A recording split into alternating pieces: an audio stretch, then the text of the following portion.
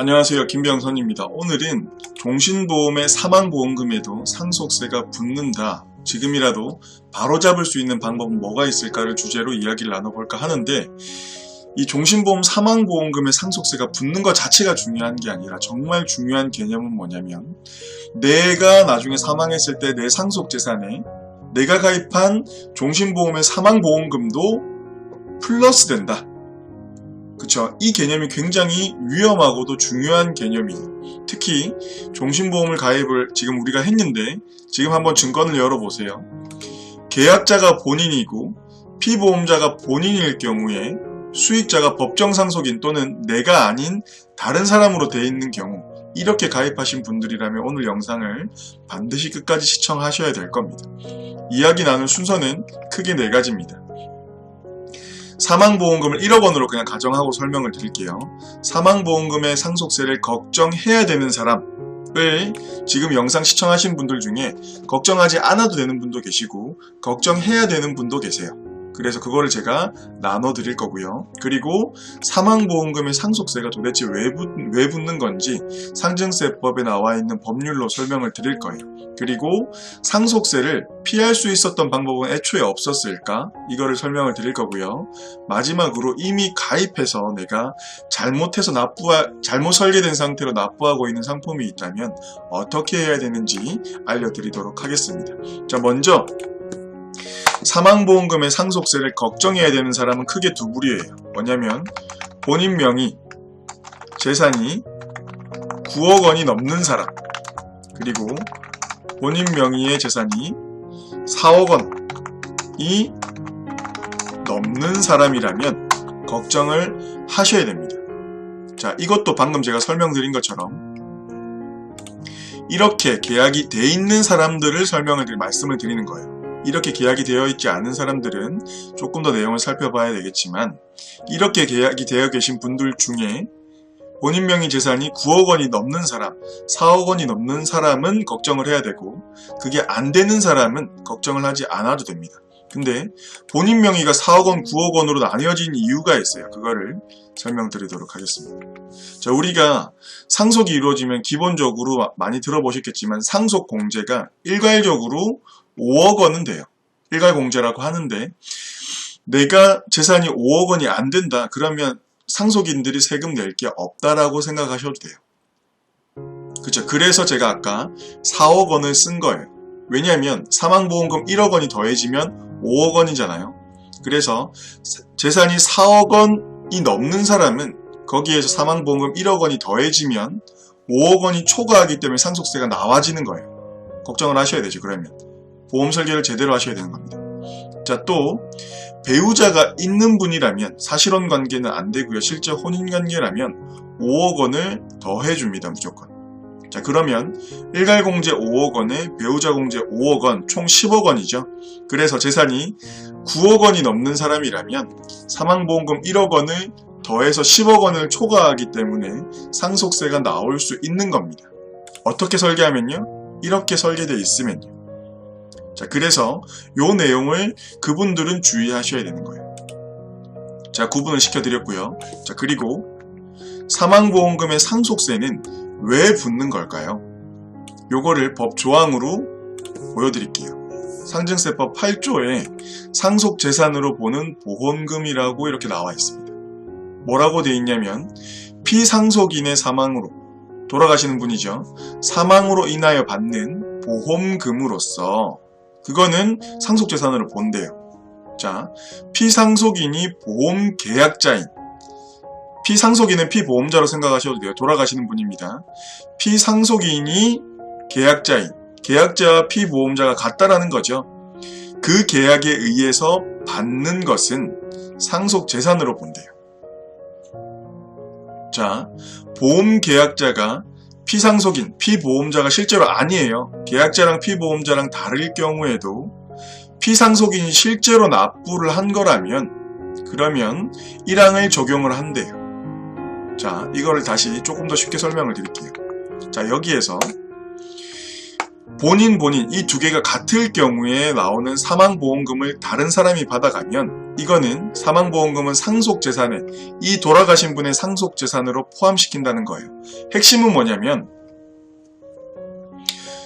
사망보험금이 누구 돈인지를 알아야 돼요. 사망보험금은 낸 사람 돈입니다. 이게 핵심이에요. 계약자도 중요하지만 아까 이 항에도 나온 것처럼 실질적으로 누가 납부했냐가 중요한 겁니다. 자, 내가 내고 내가 사망해서 다른 사람이 받아갔어요. 낸 사람 돈이라고 했죠?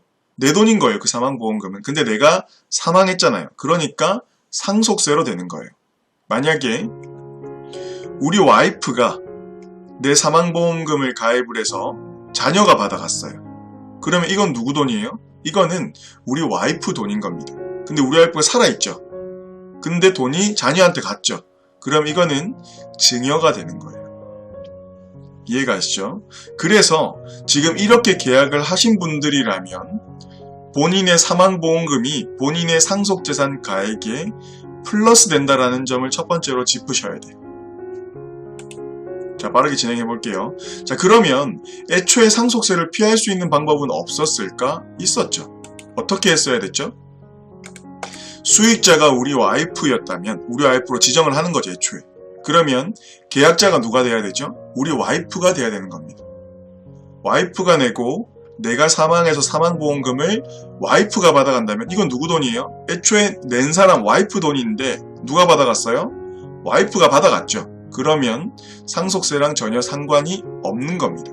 그러면 이거는 이 사람 고유의 재산으로 민법이나 세법으로도 다 이 사람 고유의 재산이 되는 거죠.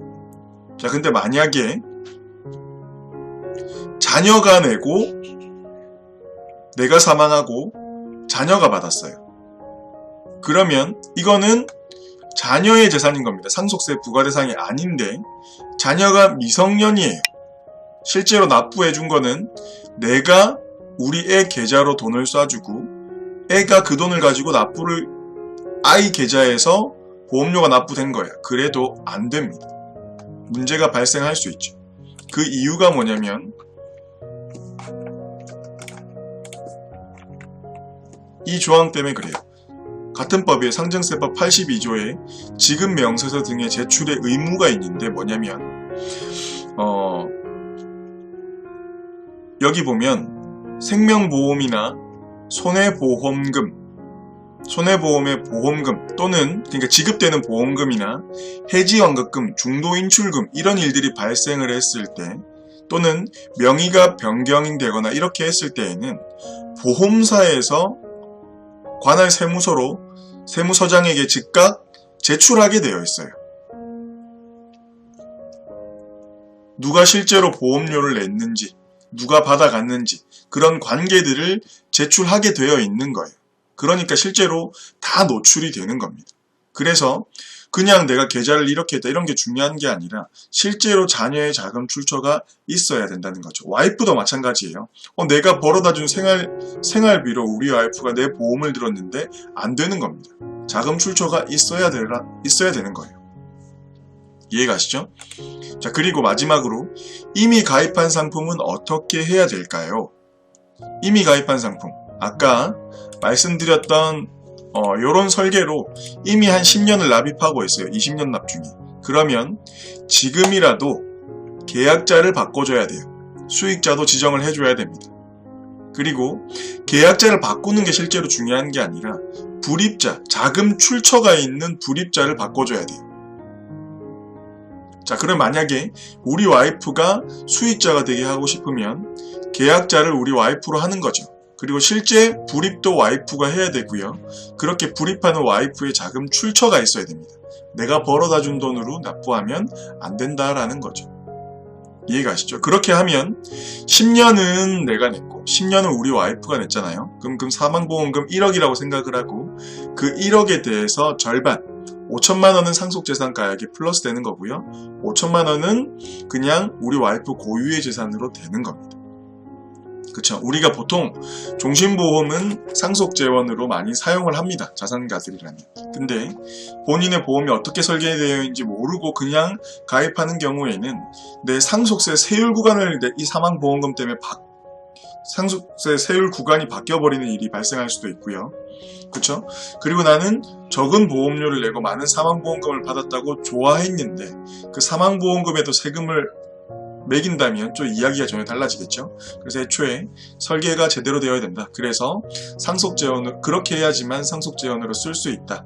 이 점 오늘 영상에서 중요하게 다뤄봤습니다. 김병선이었고요. 궁금한 사항이 있는 분들은 여기 위에 있는 연락처로 연락 주시면 친절하게 종신보험 관련해서 상담 드리도록 하겠습니다. 감사합니다.